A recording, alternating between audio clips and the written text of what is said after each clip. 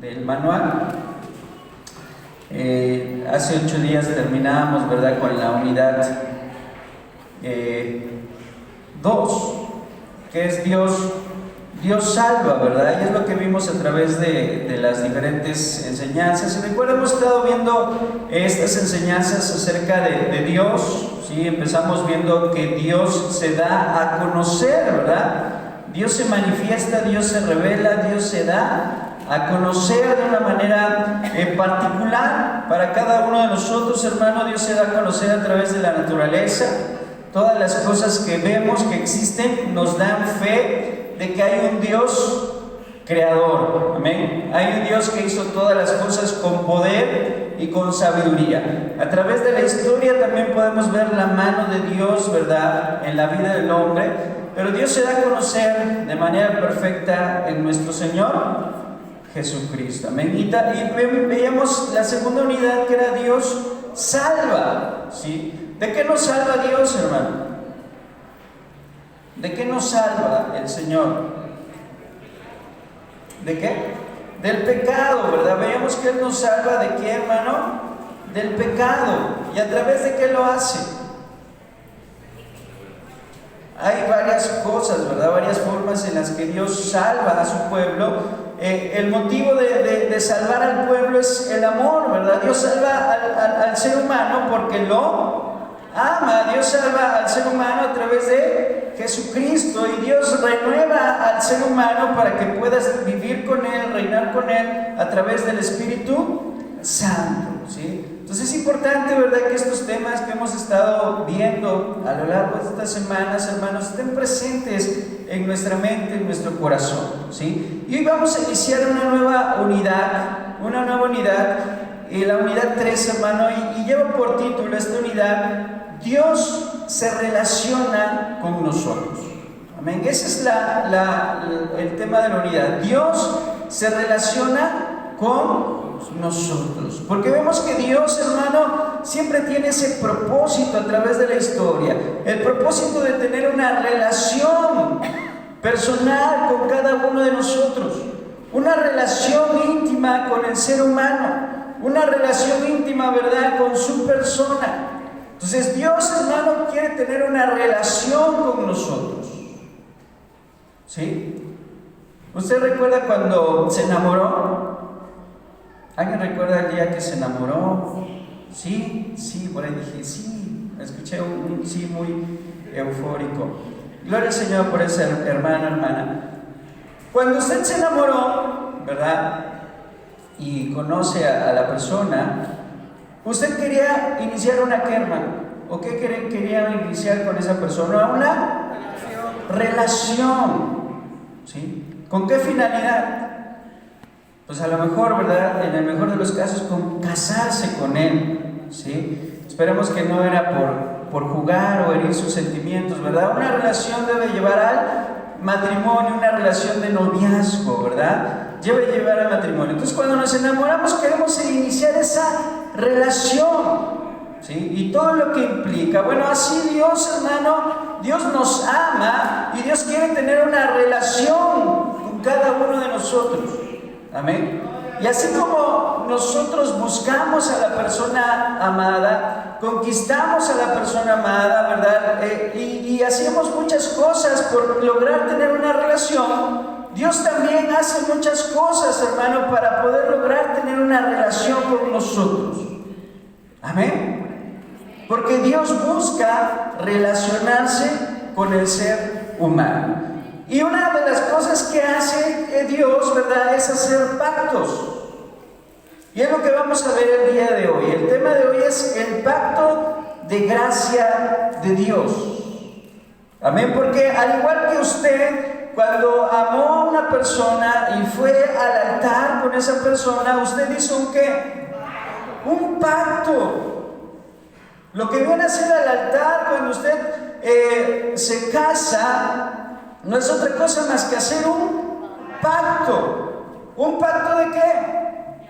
Un pacto de amor y un pacto que, ¿verdad?, tiene votos, y en esos votos pues declaramos ciertas acciones, ¿verdad? Te voy a ser fiel hasta la muerte, hasta que la muerte nos separe, en la enfermedad, en la pobreza, y usted recordará los votos que hizo. Bien, eso es un pacto que sella una ¿qué? Sella una relación, sella una relación. Bien, Dios, al ver al ser humano y al amar al ser humano, Dios hace un pacto con el ser humano para sellar esa relación, ¿sí? Y es lo que vamos a considerar el día de hoy. Vamos a Marcos, por favor, 14, 16. Marcos capítulo 14, versículo 16 al 25.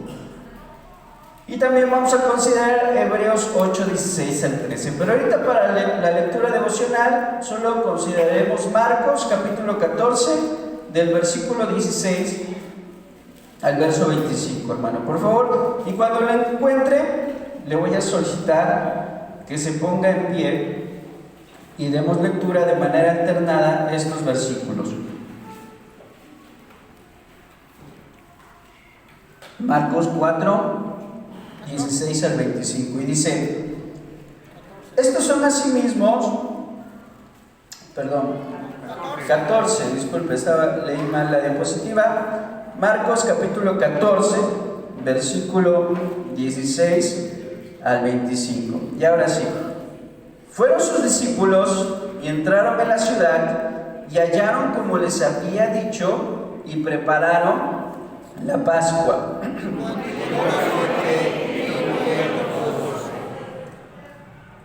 Y cuando se sentaron a la mesa, mientras comían, dijo Jesús: de cierto os digo que uno de vosotros que come conmigo me va a entregar.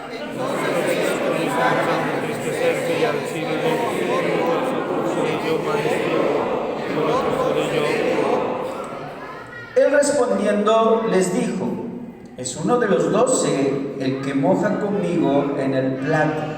Al del Hijo del Hombre va, tal como está escrito de él. Pero es el hombre porque el Hijo del Hombre es entregado. Y mientras comían, Jesús tomó pan y bendijo y lo partió y les dio, diciendo: tomad, este es mi cuerpo.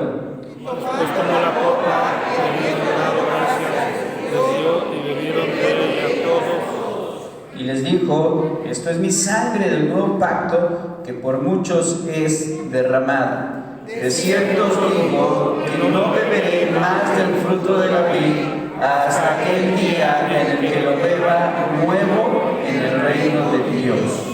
¿Puede tomar su lugar, hermano? Entonces recordemos el tema, el pacto de gracia de Dios. Amén, ese es el tema.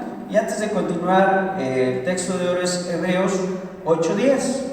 Amén. Vamos a leerlo juntos, hermanos, un poquito largo.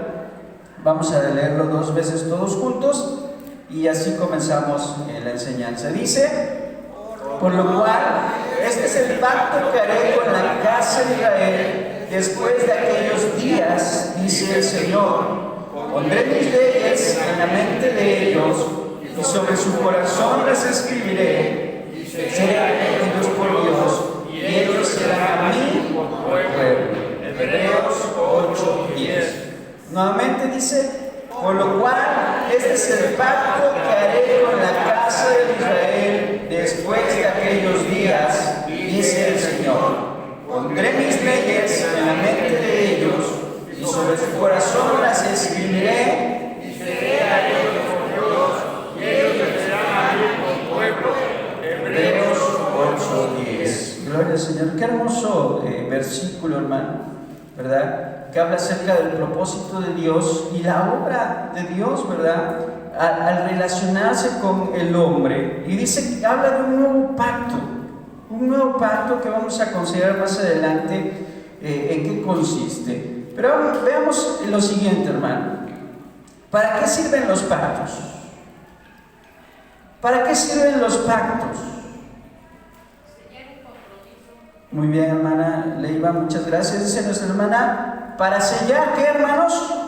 Un compromiso, ¿sí? Ya hablamos acerca del pacto matrimonial. El pacto matrimonial, ¿verdad?, no es otra cosa más que un compromiso, ¿verdad? ¿Y cuándo sellamos el pacto? Cuando damos nuestros votos delante de los demás y entregamos el anillo a la persona como símbolo o sello de ese pacto, ¿verdad? Entonces todos entendemos que es un pacto, ¿verdad? También, pero hermano, eso lo entendemos cuando venimos a la iglesia. Pero sabemos que eso no tiene legalidad si no va usted a dónde a la hora de casarse. Al registro civil, ¿cierto? Es decir, usted puede venir a la iglesia, hacer sus votos, entregar un anillo y decir que está casado. Pero no tiene legalidad, ¿verdad? De hecho, no nos permiten casarnos en la iglesia de esa manera, a menos que presentes antes que tu acta de matrimonio ante el registro civil, ¿cierto? Y entonces, esa acta, hermano, esa acta es un documento ¿qué? Oficial y legal, ¿sí? Ese es un documento ¿qué? Un documento legal que está avalado ¿por quién? Por las autoridades civiles, por el gobierno, ¿sí? Que tiene implicaciones legales sobre tu persona y la otra persona. Y entonces ese es el pacto. Es un documento legal que compromete, ¿verdad?, a ambas partes en un contrato. No es otra cosa más que un ¿qué?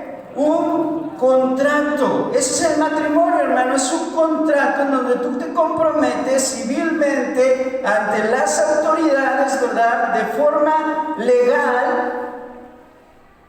Y eso es un pacto, ¿sí? Es un pacto. Sí, lo que viene a hacer usted al altar, hermano, y hacer sus votos y entregar el anillo también es un pacto con mucho simbolismo, pero legalmente, ¿verdad? Cuando hablamos de un pacto, hablamos de un contrato donde tú vas y pones tu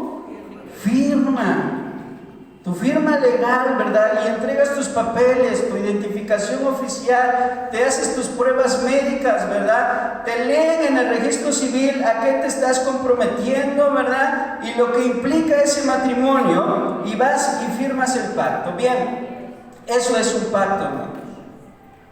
Eso es un pacto que tiene implicaciones en ambas personas, ¿verdad? ¿Cuál es el propósito de tenerlos? ¿Y entre quiénes se establecen usualmente? ¿Cuál es el propósito? La garantía, ¿verdad? ¿Tener qué? Garantías. ¿Qué más? Derechos. Gloria al Señor, para poder contraer ¿qué? Derechos. Y no solamente derechos, también ¿qué? Obligaciones, ¿verdad? Porque así como adquirimos derechos, también adquirimos obligaciones en un pacto. Muy bien, hermanos, muchas gracias. Entonces tenemos que entender, ¿verdad?, qué es un pacto. Podemos hablar de un contrato de trabajo, ¿sí? Un acuerdo entre empleador y empleado que establece derechos y obligaciones. Ese es un pacto, hermanos. Cuando usted va con un empleador y firma un contrato de trabajo, eso es un pacto. Está usted pactando con la empresa y está recibiendo derechos, ¿verdad? Usted va a tener un trabajo remunerado con prestaciones, a lo mejor conforme a la ley o superiores a la ley, dependiendo de lo que diga el contrato, pero usted se compromete a llegar puntualmente, a no faltar, ¿verdad? ¿Y qué más? Hacer su trabajo bien, ¿sí? Y si alguna de las dos partes falta, ¿qué pasa si, hermano, usted hace bien su trabajo y lo despide? Estamos hablando de un despido ¿qué? Injustificado. ¿Y a dónde va a ir usted? A demandarlos, ¿verdad? Va a ir usted a demandarlos. O caso contrario, si usted no hace su trabajo, lo van a demandar a usted, lo van a despedir a usted. ¿Sí? Entonces entendemos lo que es un contrato. Eso es un contrato de trabajo y no es otra cosa más que un pacto. Eso es un pacto, hermanos. Está usted pactando, ¿sí? También podemos hablar de los diferentes tratados de paz, acuerdo entre naciones para poner un conflicto o establecer condiciones, ¿verdad? Hay una guerra, pero ¿sabe qué? Vamos a llegar a una paz, vamos a establecer la paz y tienen que firmar un tratado de paz. Aquí, ¿verdad? Los involucrados son naciones, pero se comprometen a ciertas responsabilidades. Eso es que, hermano, un pacto. ¿Me podría dar usted más ejemplos? ¿Qué otro? Ya hablamos del matrimonio, un contrato de trabajo, un tratado de paz. Algo más que diga usted, este es un pacto. Contrato de negocios. Un contrato de negocios, ¿verdad? Sí. El Tratado de Libre Comercio es un pacto entre las naciones. Los tratados de Córdoba en su momento fueron un pacto, ¿verdad?, que puso fin a una guerra, a la guerra de revolución, los tratados de Córdoba. Muy bien, algo más, hermano, por ejemplo, aquí tengo otro ejemplo, un testamento, ¿verdad?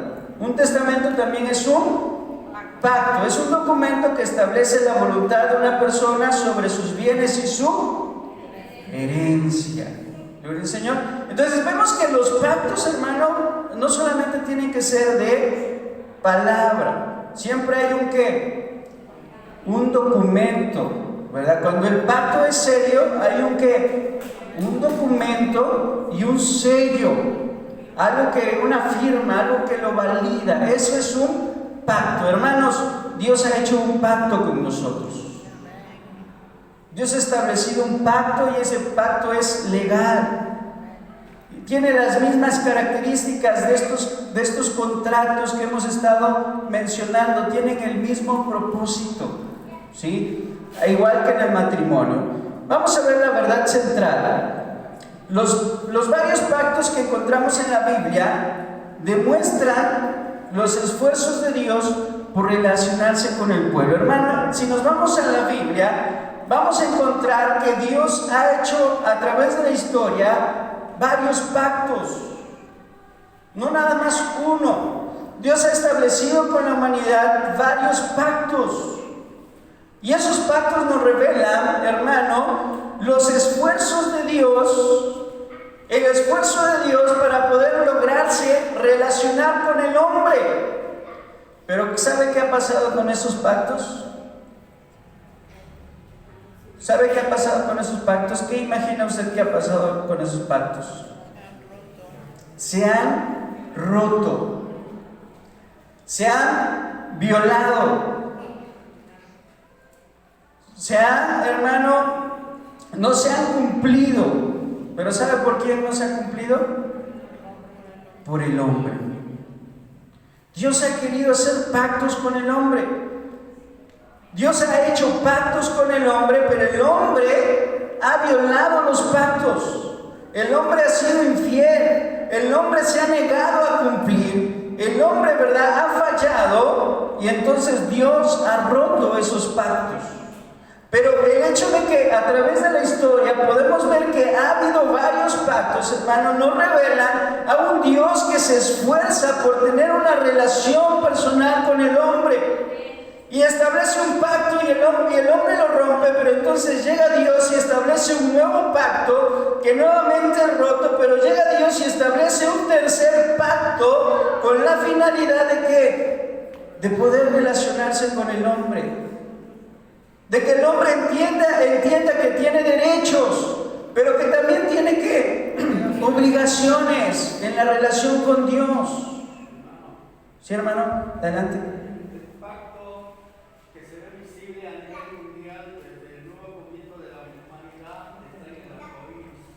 Así es, hermano, muy buen ejemplo.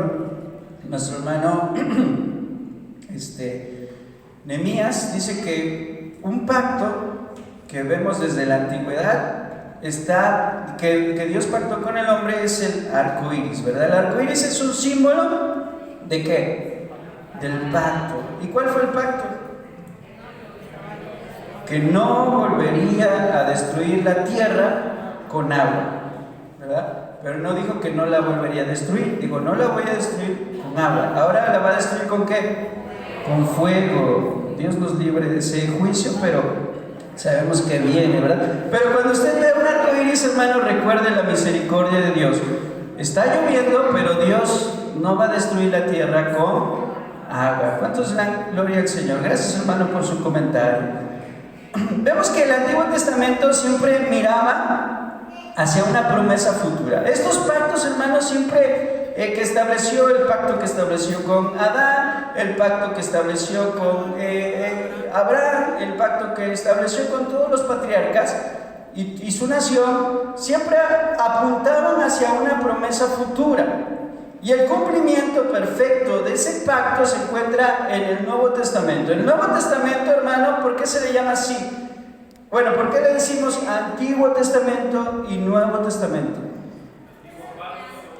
Antiguo pacto y nuevo pacto, ¿cierto? El antiguo pacto, el antiguo contrato y el nuevo contrato, el Antiguo Testamento y el Nuevo Testamento, ¿verdad? Entonces el Antiguo Testamento miraba hacia una promesa futura, pero ahora nosotros tenemos un nuevo pacto, un Nuevo Testamento, ¿sí? Que encuentra su perfecto cumplimiento en la obra y persona ¿de quién? De nuestro Señor Jesucristo. Vemos en primer lugar, hermano, el primer punto, vemos que los preparativos para un nuevo pacto, ¿sí? Jesús vino a la tierra a establecer un nuevo pacto, y cuando Él, ¿verdad?, inicia su ministerio, se lo revela a los demás, ¿sí? Cuando Él inicia su ministerio, dice, en Lucas, lea alguien por favor Lucas 4:21, si me pudieran hacer el favor de leer Lucas 4:21.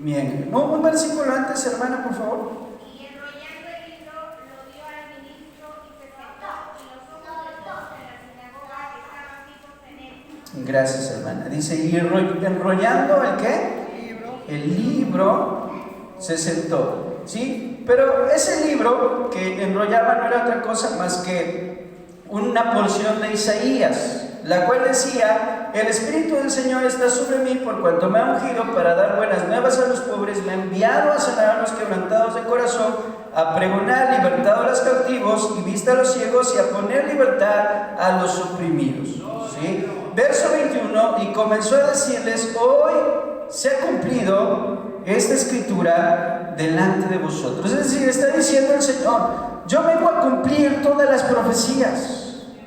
Yo vengo a cumplir todo lo que está escrito en el Antiguo Testamento, yo lo vengo a cumplir, ¿sí? Y al final de su ministerio, eso es en el inicio de su ministerio, y al final de su ministerio, hermanos, encontramos la historia que leíamos en Marcos 14, 16 al 21. ¿De qué trató la lectura de Marcos 14, 16?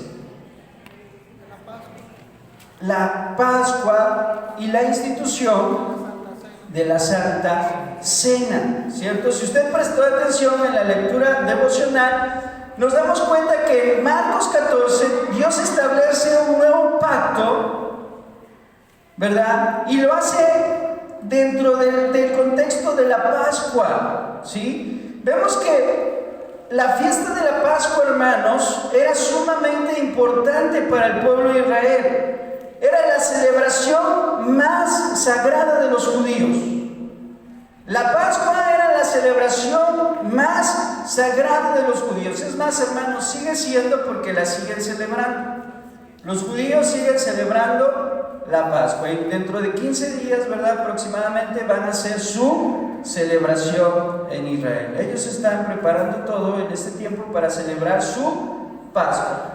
En tiempo de nuestro Señor Jesucristo, la Pascua la celebraba, ¿verdad? Y era la celebración más sagrada para ellos. ¿Por qué? ¿Qué celebran? La liberación del pueblo de Israel de Egipto.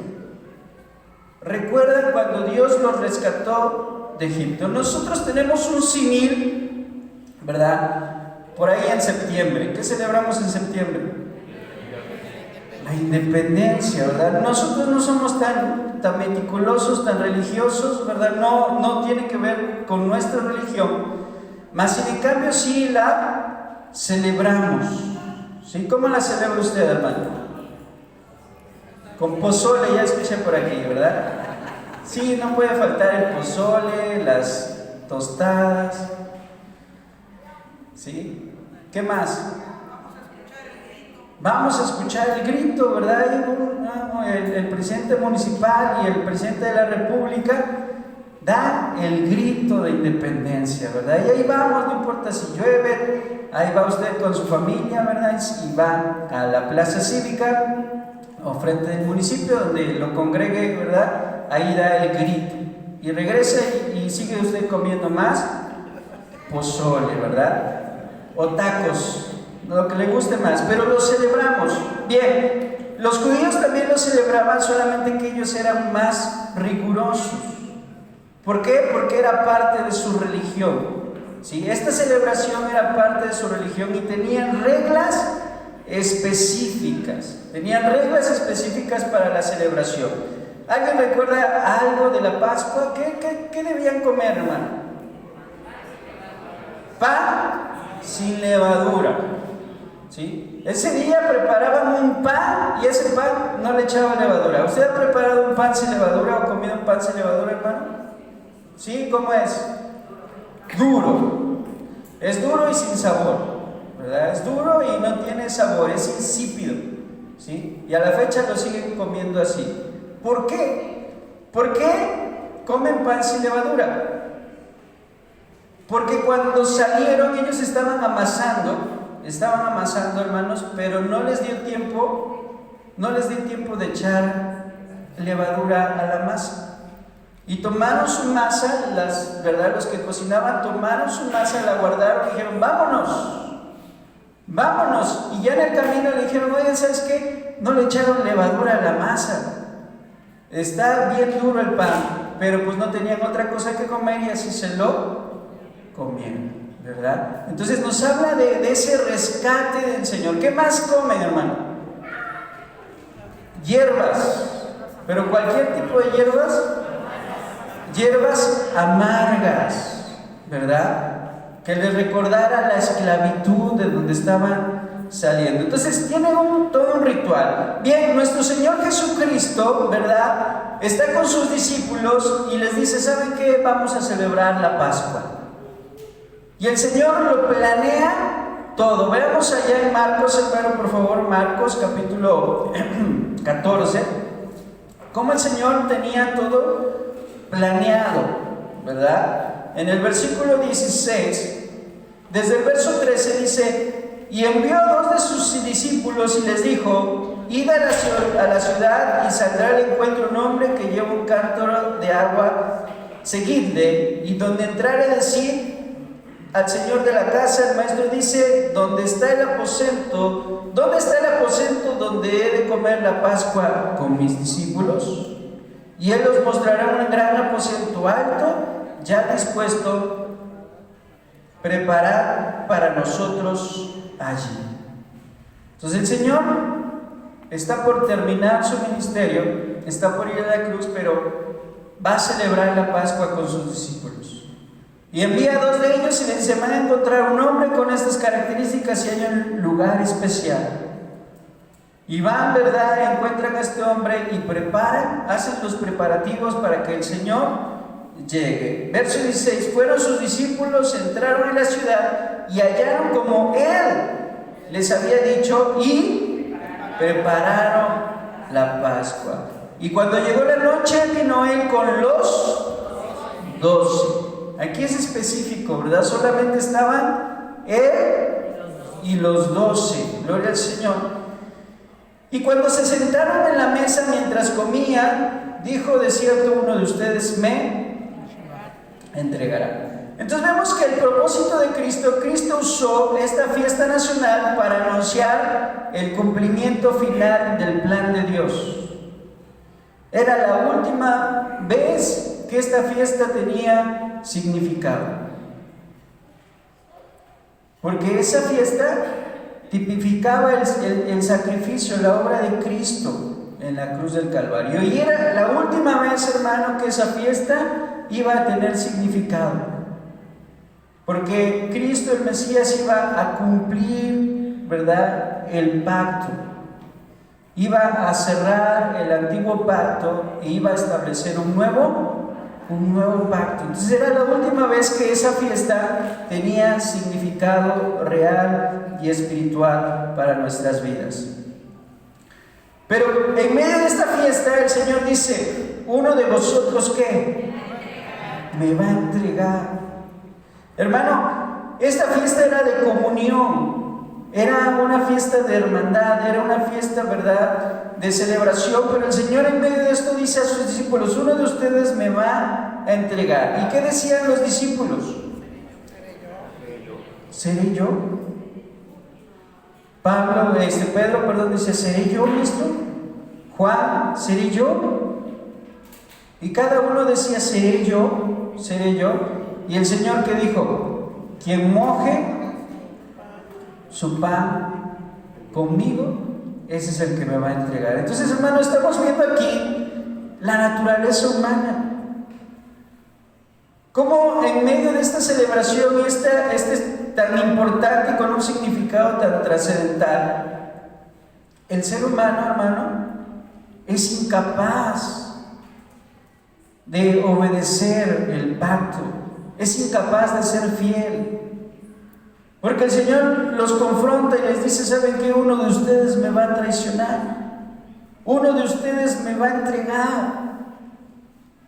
Y todos, ¿verdad?, honestamente se preguntan: ¿seré yo capaz de hacerlo?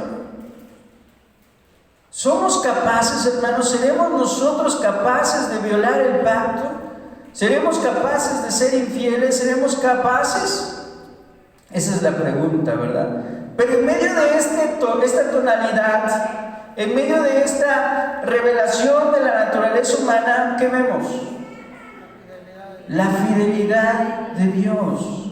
Que Jesús, ¿verdad?, Dios sigue siendo fiel. Dios permanece fiel a sus promesas y a su plan redentor, sin importar las circunstancias. Él está ahí con los que considera sus amigos. Él está ahí con los que considera más que sus hermanos, los que les ha enseñado, los ha procurado por 3 años. Está dispuesto a dar la vida por ellos. Pero en medio de esos 12 hay uno que lo va a entregar. Hay un hermano que esa noche va a ir con los principales y por 30 monedas de plata va a entregar a su Señor, a su Maestro. Y Jesús lo sabe. Y va, ¿verdad?, y toma un pedazo de pan y lo remoja. Y cuando remoja su pan, el traidor también lo hace. Pero ahí está Jesús firme, continuando, ¿verdad?, con el propósito que tiene. En ese momento pudo haber dicho el Señor: estos son unos ingratos, estos no van a respetar mi pacto. Mas en cambio, Dios permanece fiel a su plan redentor sin importar las consecuencias, sin importar que Pedro también iba a ser infiel, que ahí en la hoguera, cuando estaban golpeando a su maestro, ¿verdad?, y insultándolo, y cuando lo reconocían como uno de sus discípulos, él iba a decir: yo no lo conozco, y lo iba a negar 3 veces. Entonces vemos la fidelidad de Dios y lamentablemente la debilidad humana. El hombre en su fragilidad es capaz de traicionar incluso al Hijo de Dios. Debemos entender esto, hermano, que nosotros en nuestra debilidad humana somos capaces de traicionar incluso al mismo Hijo de Dios. Somos capaces. La pregunta: ¿seré yo? ¿Seré yo capaz? ¿Seremos nosotros capaces? Gloria al Señor, amén. Yo esperaría que como los demás, ¿verdad? No fuésemos capaces, mas sin en cambio la debilidad humana en nosotros está presente. Entonces, ¿cuál es el contraste? La fidelidad de Dios frente a la debilidad humana. No obstante, hermano, vemos que aún así el Señor continúa con sus planes, ¿verdad? Y vemos, número 2, la celebración del nuevo pacto. Entonces, ¿qué hace Jesús? En el versículo 22 dice: y mientras comían, Jesús va, se levanta, toma pan, lo bendice, lo parte y dice: tomad, esto es mi cuerpo. Lo que la Pascua era para los judíos, la Santa Cena lo es para los cristianos. ¿Qué estableció en ese momento? La Santa Cena. Toma el pan, lo bendice y les dice: este es mi cuerpo. Toma el vino, lo bendice y dice: esta es mi sangre. Y dice: haced esto en memoria de mí. Y dice, ¿verdad? Y su pacto, su promesa es: no volveré a probar el fruto de la vid hasta que lo pruebe nuevo con ustedes en el reino de Dios. Gloria al Señor. Pero establece un nuevo pacto. Y lo que era la Pascua para los judíos, la Santa Cena debe de ser para nosotros, hermano. Una celebración y un recordatorio de lo que Cristo hizo por nosotros en la cruz del Calvario. Vemos el pan. Dice: tomad, esto es mi cuerpo. ¿Qué nos revela el pan? El sacrificio de Cristo. Su cuerpo inmolado, su cuerpo quebrantado, su cuerpo lacerado, su cuerpo que fue escupido, su cuerpo que fue desnudado, su cuerpo que fue clavado en esa cruz, ¿verdad? Fue molido, dice el profeta Isaías: molido fue por nuestros pecados, por la cantidad de golpes, hermano, que recibió su cuerpo. Dice el salmista: contar puedo todos mis huesos. ¿Por qué? Porque todo el cuerpo le dolía, el rostro le dolía, la cabeza quebrada, ¿verdad? El costado, los huesos, las manos, hermano. El castigo que sufrió Jesucristo fue terrible en la cruz del Calvario. Y su cuerpo fue molido por nuestros pecados. Y cuando tomamos el pan debemos recordar el cuerpo de Cristo. Así como usted muele el pan con su boca, muele, tritura el pan, así nuestro Señor, su cuerpo fue molido por nosotros. Símbolo de un nuevo pacto, ¿sí? Y la copa: esta es mi sangre del pacto, que por muchos es que derramada, porque hasta la última gota de sangre de su cuerpo fue expulsada, hasta que solamente salió agua de su cuerpo. La última fue completamente desangrado nuestro Señor Jesucristo.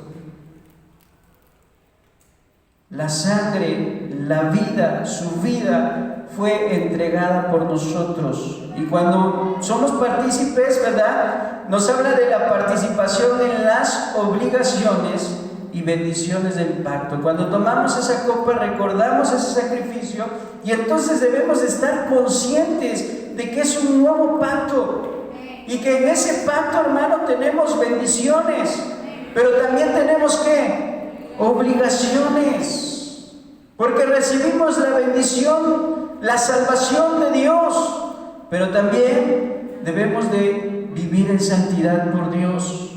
Gloria al Señor. Entonces, cuando venga la cena, hermano, recuerde lo que Cristo hizo y el pacto que estableció con usted. Amén. Un pacto de santidad. Vemos que Jesús, hermano, es el mediador de un nuevo pacto. Vayamos ahora a Hebreos, ¿verdad? Esta es la parte final de nuestro estudio, el punto 3. Número 1, vemos que hubo preparativos para ese nuevo pacto. Número 2, vimos que Jesús vino a establecer un nuevo pacto, hermano, ¿a través de qué? de su cuerpo y de su sangre, ¿verdad? ¿Y cuándo recordamos nosotros ese nuevo pacto? En la Santa Cena. En la Cena del Señor nosotros recordamos el nuevo pacto. Pero vemos las características de este nuevo pacto. Hebreos 8, por favor. Hebreos 8, capítulo 6 al 3. ¿Ya lo tiene, hermano? Vamos a leerlo juntos, por favor, estos versículos. Del verso 6 al versículo 13. Dice: pero ahora tanto mejor ministerio es el suyo, cuanto es mediador de un mejor pacto, establecido sobre mejores promesas. Porque si aquel primero hubiera sido perfecto, ciertamente no se hubiera procurado lugar para el segundo. Porque respondiendo les dice: y aquí vienen días, dice el Señor, en que estableceré con la casa de Israel, la casa de Judá, un nuevo pacto. No como el pacto que hice con sus padres, el día que los tomé de la mano para sacarlos de la tierra de Egipto. Porque ellos no permanecieron en mi pacto y yo me desentendí de ellos, dice el Señor. Por lo cual, este es el pacto que haré con la casa de Israel después de aquellos días, dice el Señor. Pondré mis leyes en la mente de ellos y sobre su corazón las escribiré y seré a ellos por Dios y ellos serán a mí por pueblo. Y ninguno enseñará a su prójimo, ni ninguno a su hermano diciendo: conoce al Señor, porque todos me conocerán, desde el menor hasta el mayor de ellos, porque seré propicio a sus injusticias y nunca más me acordaré de sus pecados y de sus iniquidades. Al decir nuevo pacto, ha dado por viejo al primero, y lo que se da por viejo y se envejece está próximo a desaparecer. Gloria al Señor, qué poderosa palabra y enseñanza encontramos aquí. Jesús es el mediador de un nuevo pacto, dice el escritor de Hebreos en el versículo 6. Pero ahora, tanto mejor que ministerio es el suyo. ¿Por qué es un mejor ministerio? ¿Por qué es un mejor pacto? Porque quien ministra este pacto es Jesucristo. Quien sirve este pacto es Jesucristo, porque el antiguo pacto estaba ministrado por sacerdotes humanos, sacerdotes hombres imperfectos, que tenían la necesidad, ¿verdad?, de ofrecer primero un sacrificio por sus pecados y después un sacrificio por el pecado de los demás. Pero Jesús tiene un mejor ministerio, porque Él es el Cordero de Dios, sin mancha, que quita el pecado del mundo. Él es el Hijo de Dios perfecto. Él es el mismo Dios hecho carne. Gloria al Señor. Y Él, por lo tanto, tiene un ministerio muchísimo mejor. Es mucho más excelente. Glorifique a Jesucristo, hermano.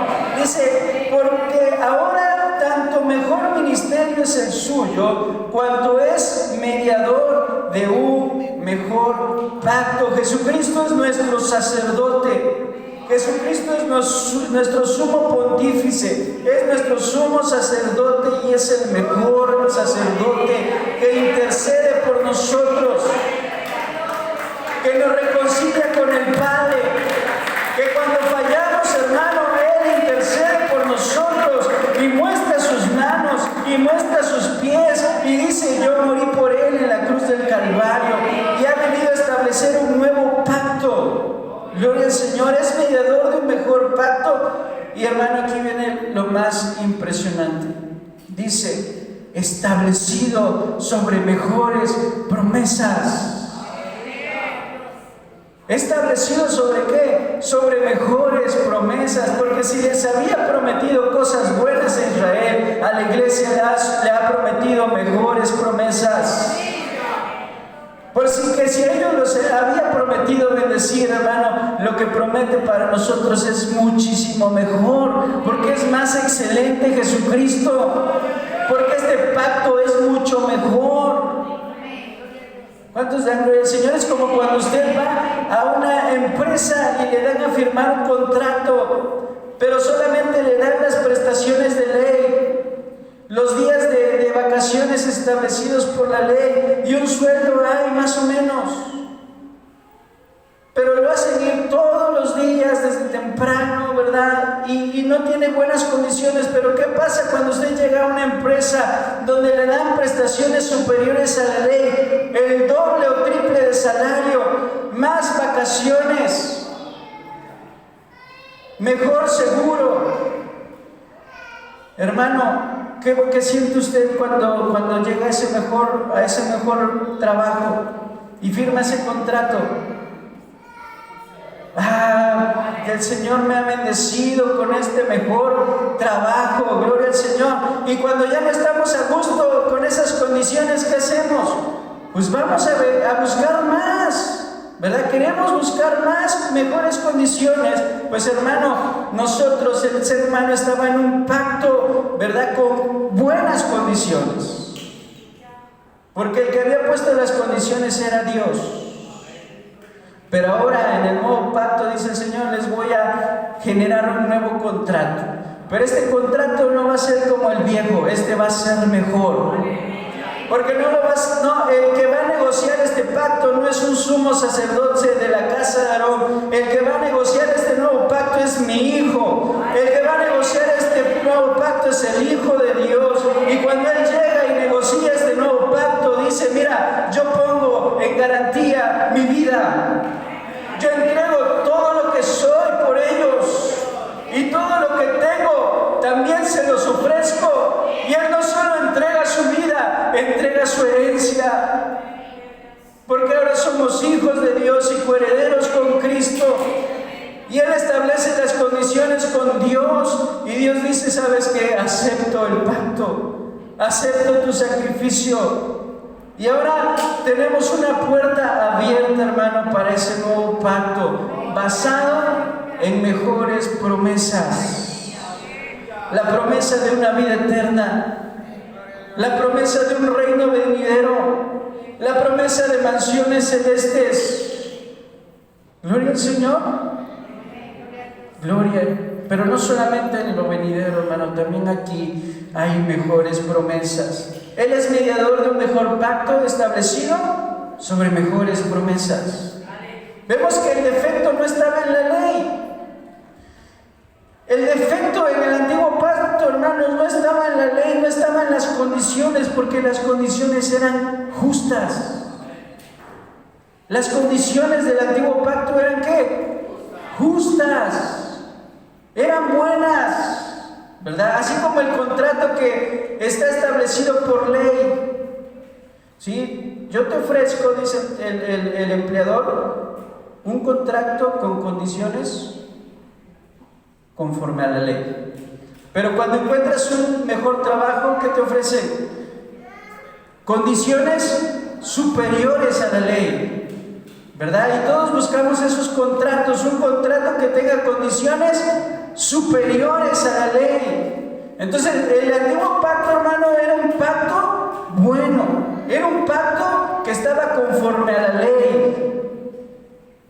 El nuevo pacto es un nuevo pacto, hermano, mejor, superior a la ley. ¿Por qué? Porque el problema no estaba en la ley. ¿El problema en quién estaba? En el hombre transgresor, en el hombre debilitado por el pecado, en el hombre incapaz de cumplir ese pacto. Pero entonces llega Jesucristo y quita eso de nosotros, ¿verdad? Quita ese elemento y trae gracia. Trae gracia, hermano, trae misericordia. Y dice, ¿sabe qué? Este pacto es por gracia. Lo único que necesita el hombre es decir, sí, acepto este pacto, sí, acepto este compromiso, sí, creo en el Señor Jesucristo. Y todas las promesas se van a cumplir en Él. Gloria al Señor, todas las promesas se cumplen en aquel que acepta el contrato, hermanos. No te piden más cosas más que los que establece la misma palabra de Dios. ¿Cuántos glorifican al Señor, hermano? ¿Sí? Porque el defecto no estaba en la ley, estaba en el hombre. Vemos 3 promesas superiores del nuevo pacto. De acuerdo a Hebreos 8 y Jeremías capítulo 31, de donde toma, ¿verdad?, el autor de Hebreos todo lo que viene del 8 al 12. Esos versículos, el autor de Hebreos lo toma de Jeremías 31. Dice, ciertamente, dice, porque si aquel primero hubiera sido perfecto, sin defecto, ciertamente no se hubiera procurado lugar para el segundo. Porque respondiendo les dice, he aquí vienen días, dice el Señor, el que estableceré con la casa de Israel, con la casa de Judá, un nuevo pacto. Y dice, no como el contrato que hice con sus padres el día que los tomé de la mano para sacarlos de Egipto. ¿Por qué? Porque ellos no permanecieron en mi pacto y yo me desentendí de ellos. Hermano, hoy, ¿verdad?, muchas corrientes buscan que el cristianismo vuelva al judaísmo, ¿sí? Y muchos dicen, es que el Antiguo Testamento hay que celebrar la Pascua, hay que celebrar la fiesta de las trompetas, hay que considerar el Shabbat, pero debemos entender algo. Eso era un pacto viejo, y un pacto, hermano, que fue quebrantado, un pacto que fue violado. Y cuando un pacto es violado, un pacto queda sin validez, sin valor. Y entonces Dios es claro aquí, ¿verdad? Y dice, ¿por qué? Porque ellos no permanecieron en mi pacto, y entonces yo me desentendí de ellos. Es decir, Dios está diciendo, yo ya no considero ese pacto como obligación. Yo ya no tengo obligación con ellos, porque hice un pacto, pero ellos lo quebrantaron, y ese pacto ha quedado completamente invalidado. Entonces los judíos invalidaron el pacto, y ese pacto ya no tiene vigencia. Por eso el Señor dice, y por eso yo me desentendí de ellos. Me desentendí de ellos, pero ahora vengo a establecer un nuevo pacto, con mejores condiciones, con mejores promesas. Gloria al Señor.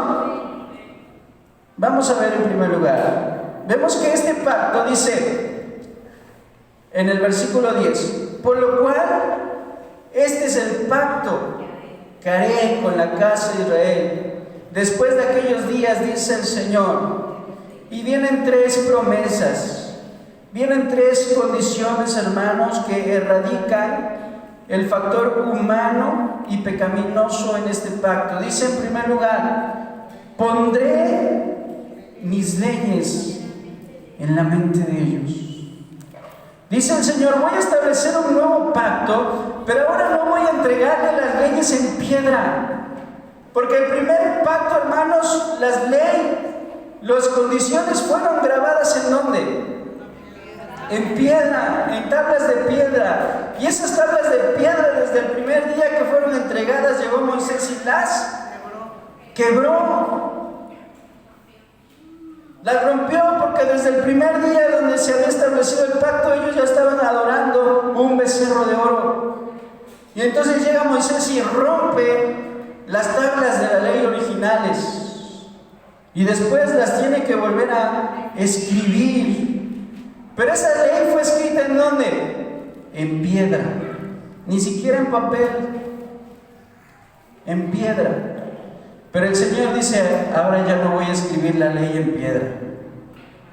Ya no voy a escribir la ley en piedra. Ahora la ley, dice, la pondré en su mente. ¿Y dónde escribe Dios la ley? En tu mente. Gloria al Señor, gracias a Dios, porque Él escribe la ley en nuestra mente. Y cuando hablan de nuestra mente, hermanos, hablan de nuestro interior, de todo lo que somos, de todo lo que gobierna nuestro ser. Él escribe ahí la ley, de manera que cuando tú pecas, hermano, cuando tú fallas, tú puedes entender que estás cometiendo un error. Porque la ley de Dios fue escrita ¿en dónde? En tu mente. Y si tú no la entiendes, entonces la ley de Dios no ha sido escrita en tu mente. Pero creo yo que todos cuando vamos a cometer un pecado, entendemos, comprendemos, sabemos que estamos haciendo mal. Porque la ley de Dios fue escrita ¿en dónde? En nuestra mente, porque esas son las condiciones del nuevo pacto. Y esto trae una transformación interna, porque pondré mis leyes en la mente de ellos. ¿Y en dónde? Y en su corazón. Sí, y sobre su corazón las escribiré. Ya no escribe el Señor en piedra, ahora escribe en tu mente y en tu corazón. De manera, hermano, que cuando pecamos, lo entendemos, lo sentimos, somos conscientes de que estamos haciendo mal. Y tenemos dos opciones: venir y arrepentirnos, o ignorar la voz, o ignorar la conciencia, ignorar la ley de Dios escrita en nuestros corazones y seguir pecando. Pero si seguimos haciéndolo, hace 8 días la palabra de Dios era, ¿verdad?, insistente en esto. Cuando el hombre peca, dice que se extravía más. Y Dios los entrega a pasiones desordenadas. Entonces, hermanos, es un mejor pacto. No tenemos excusa porque la ley de Dios está escrita en nuestra mente y en nuestro corazón. Pero dice el autor de Hebreos también, pero hay de aquel que descuide una salvación tan grande. Porque cuando pecamos, pecamos deliberadamente. Porque hubo gente en la antigüedad que pecó sin conocer la ley de Dios. Hubo gente en la antigüedad que pecó en ignorancia. Y Jesús dice, el castigo de esa gente va a ser más considerado que los actuales.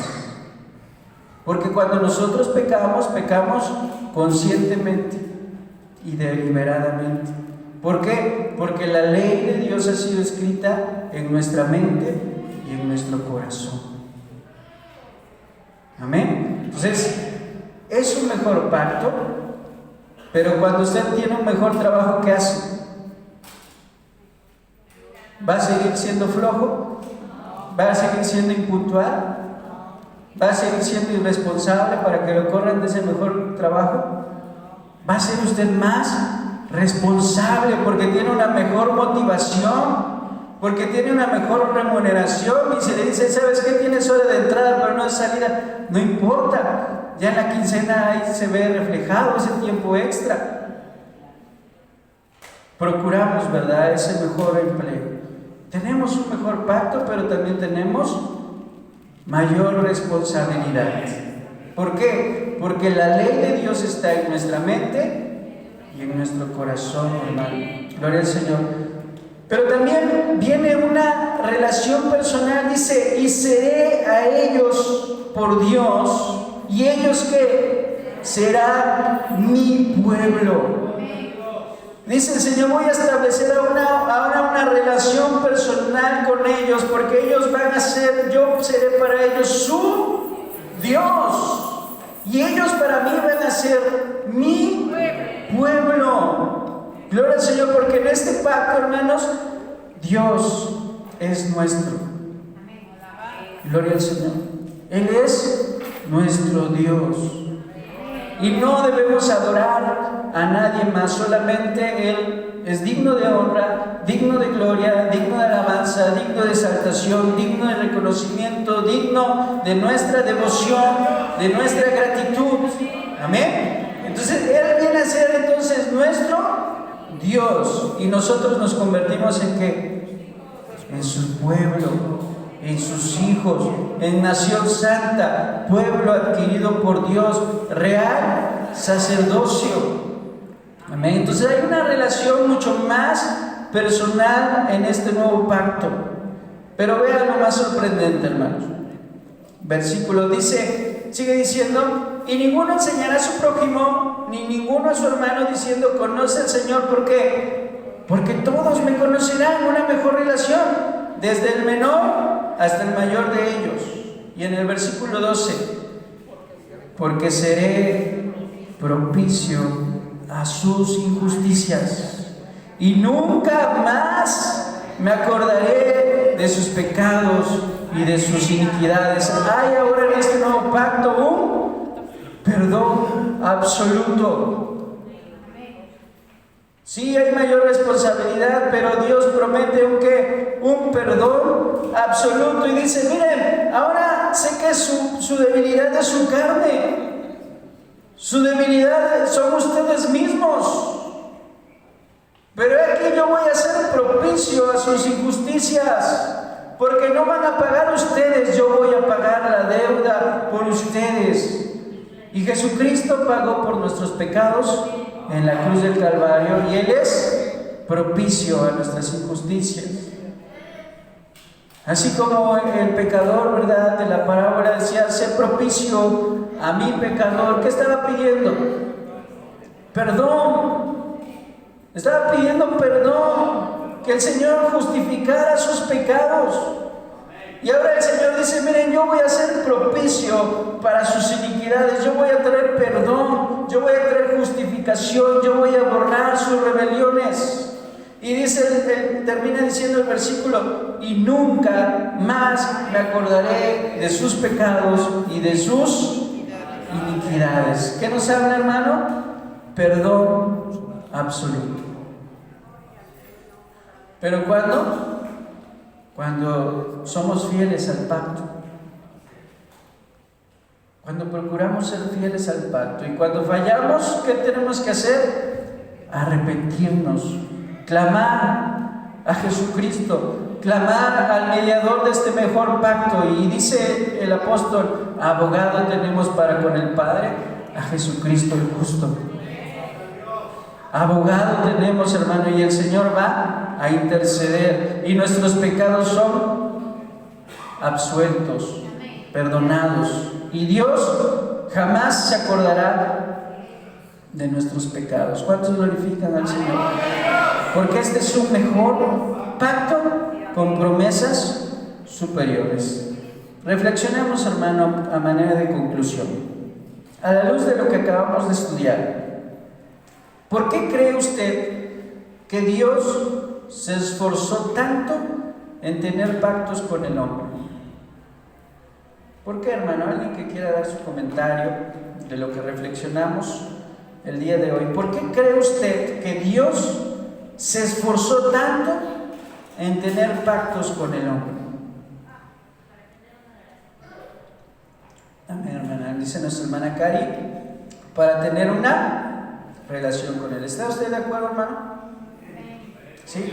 Porque a pesar de todo, ama al hombre, siempre lo ha amado, y a pesar de la dignidad del hombre, lo sigue amando. Amén, gloria al Señor, ¿verdad? Quiere tener una mejor relación, y a pesar de todo, Dios ama al hombre.